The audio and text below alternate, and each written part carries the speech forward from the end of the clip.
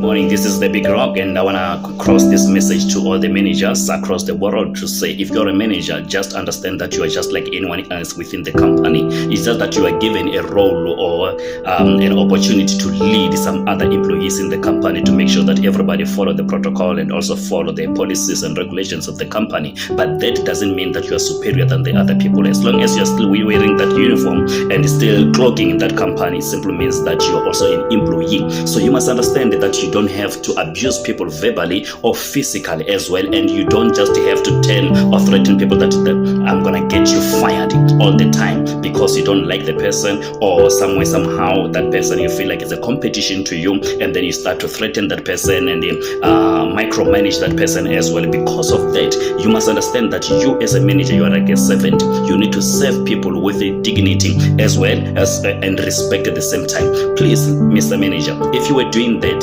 correct your ways. Just do like other managers as well. There's a good managers out there, people who have got sympathy, people who actually associate and also understand the other employees or workers in the company as well. But there are those who are like a pain to other workers at work. Why are you doing this, African people? Why are we doing this? Where is our African? I'm talking about African Renaissance. I'm talking about humanity in other people as well. Why are we doing this to each other?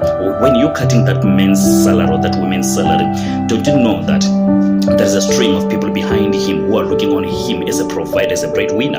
And when you're doing that, it simply means that many people are going to suffer because of the hatred that you have in this employee. Ladies and gentlemen, please, let's refrain from doing such thing as well. That's why in South Africa, we're still going to have a problem with the crime, because the man who was working and catering for plenty of people behind him, now he's no longer receiving a salary, which means 1,000 and 100 of people outside them, they will be suffer because of the consequences that you, Mr. Manager, have done to this man. So, ladies and gentlemen, I'm just here at the Big Rock to say, let's start thinking. Let's start to think of one another. If I made a mistake, correct me in manner. Don't use my mistake. Don't share whatever personal things that I have spoken to you in a private place or private area to the public. I'm talking to you as a Mr. Manager because I know that my things I'm going to be confidential and confidential, and you're not going to expose them. But when we're having problems, you start sharing, you start talking with other people at work.